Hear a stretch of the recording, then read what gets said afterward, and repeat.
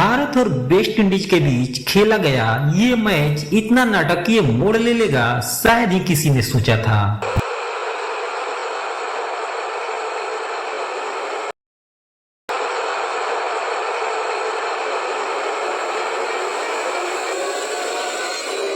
दो 212 रनों के लक्ष्य का पीछा करते हुए भारत तूफानी शुरुआत करता है और 36 रनों तक भारत का एक भी विकेट नहीं गिरा था। विस्फोटक सहवाग अपने पूरे रंग में दिखाई दे रहे थे।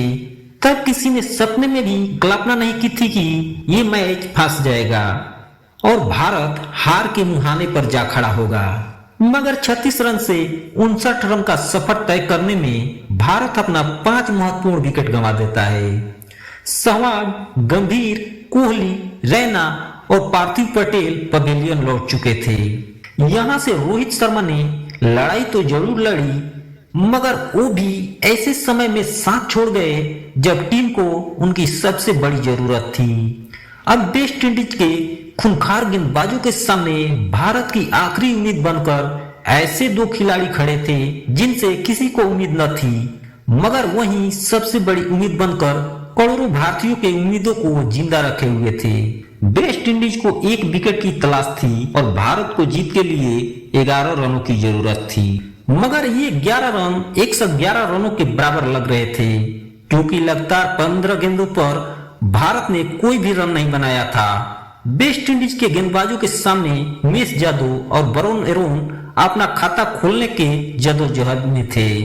क्या उमेश यादव और वरुण एरोन का खाता खुला? क्या ये मैच भारत जीत पाया? ये जानने के लिए पूरे वीडियो में बने रहे। तो चलिए चलते हैं यादों की दुनिया में। साल था 2011 और कटक के उस मैदान पर भारत और वेस्ट इंडीज के बीच हुआ था एक ऐसा मुकाबला जिसकी कहानी आज भी सुनकर रोमांच पैदा हो जाता है। वेस्ट इंडीज की टीम भारत के दौरे पे थी। कटक का मैदान तैयार था। भारत के कप्तान वीरेंद्र सहवाग ने टॉस जीता और बिना किसी झिझक के पहले गेंदबाजी करने का फैसला किया। वेस्ट इंडीज की तरफ से पारी की शुरुआत करने उतरे लेंडल सिमंस और एंड्रियन बराथ। वेस्ट इंडीज के बल्लेबाजों के सामने भारतीय गेंदबाज थे और शुरुआत से ही भारत विकेट की तलाश में था। बराथ ने कुछ अच्छे शॉट लगाए, लेकिन ज्यादा देर तक वह भारतीय गेंदबाजों के सामने टिक नहीं पाए। स्कोर जब सिर्फ 18 रन था, तभी विनय कुमार ने बराथ को पवेलियन का रास्ता दिखा दिया। इस तरफ भारत को अब पहला विकेट मिल चुका था। अब क्रीज पर आए मार्लोन सैमुअल्स। सिमंस और सैमुअल्स ने पारी को संभालने की कोशिश की। ऐसा लग रहा था कि दोनों बल्लेबाज धीरे धीरे वेस्ट इंडीज को मजबूत स्थिति में ले जाएंगे, लेकिन तभी भारतीय गेंदबाजों ने एक और बार कर दिया। स्कोर सिर्फ 46 रन था और वरुण एरोन ने सैमुअल्स को बोल्ड कर दिया।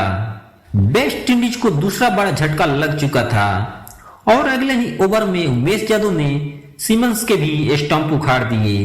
अब सिर्फ 52 रन पर वेस्ट इंडीज के 3 विकेट गिर चुका था। भारतीय गेंदबाजों ने मैच पर पूरी तरह शिकंजा कस दिया था, लेकिन वेस्ट इंडीज इतनी आसानी से हार मानने वाली टीम नहीं थी। अब क्रीज पे थे ड्रेन ब्रावो और यहां से ब्रावो ने संभाली वेस्ट इंडीज की पारी को। ब्रावो ने धैर्य के साथ बल्लेबाजी शुरू की और दूसरे छोर पर डेंजा हयात उनका साथ दे रहे थे। दोनों ने मिलकर धीरे धीरे वेस्ट इंडीज की पारी को पटरी पर ला दिया। कुछ ही देर में स्कोर 100 के पार पहुंच गया। अब भारतीय गेंदबाज विकेट के लिए तरसने लगे। ब्रावो आत्मविश्वास से बल्लेबाजी कर रहे थे। दूसरी तरफ हयात भी उनका अच्छा साथ दे रहे थे। दोनों के बीच साझेदारी मजबूत होती जा रही थी और फिर स्कोर पहुंच गया 126 रन तक। भारत को इस साझेदारी को तोड़ना बेहद जरूरी था, लेकिन विकेट कैसे आए समझ में नहीं आ रहा था। तभी मैदान पर आया वो पल जब वेस्ट इंडीज के दोनों बल्लेबाजों के बीच गलतफहमी पैदा हुई और हयात रन लेने के चक्कर में रन आउट हो गए। भारत को आखिरकार एक सफलता मिल गई, लेकिन अभी ब्रावो क्रीज पर थे और तेजी से रन बना रहे थे। उन्होंने अपना अर्धशतक भी पूरा कर लिया। वेस्ट इंडीज अब एक सम्मानजनक स्कोर की तरफ बढ़ रहा था, लेकिन सुरेश रैना ने अचानक पूरी कहानी बदल दी। रैना की गेंद पर ब्रावो क्लीन बोल्ड हो गए। इस तरफ भारत को सबसे बड़ी सफलता मिल चुका था। इस तरफ ब्रावो की शानदार पारी का अंत हो चुका था इसके बाद वेस्ट इंडीज की पारी एक बार फिर लड़खड़ाने लगी। अश्विन ने किरण पोलार्ड को भी चलता कर दिया। एक के बाद एक विकेट गिरते गए, लेकिन आखिर में आंद्रे रसेल ने कुछ तेज रन बनाकर टीम को संभाला और 50 ओवर खत्म होने पर वेस्ट इंडीज ने 9 विकेट पर 211 रन बना चुका था। भारत के सामने लक्ष्य था 212 रनों का। कागज पर देखा जाए तो यह लक्ष्य बिल्कुल आसान लग रहा था। भारत की तरफ से पारी की शुरुआत करने उतरे कप्तान वीरेंद्र सहवाग और पार्थिव पटेल। सहवाग ने आते ही अपने अंदाज में बल्लेबाजी शुरू कर दी। चारों तरफ चौके लगने लगे।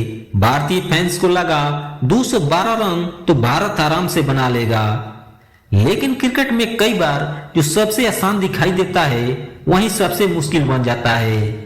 पार्थिव पटेल सिर्फ 12 रन बनाकर आउट हो गए।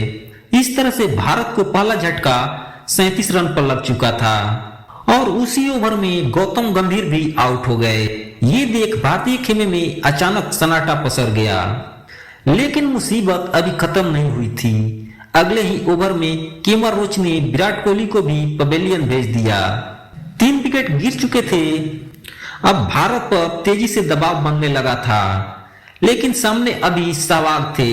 उम्मीद अभी बाकी थी, लेकिन आंद्रे रसेल ने भारत की इस उम्मीद पर भी हमला बोल दिया और उन्होंने सहवाग को क्लीन बोल्ड कर दिया और इसके बाद सुरेश रैना भी रसेल का शिकार बन गए। अब स्कोर था 59 रन और भारत के 5 विकेट गिर चुके थे। 212 रन का लक्ष्य अचानक पहाड़ बन चुका था। भारतीय ड्रेसिंग रूम में तनाव साफ दिखाई दे रहा था। वेस्ट इंडीज की टीम अब मैच पर पूरी तरह हावी थी।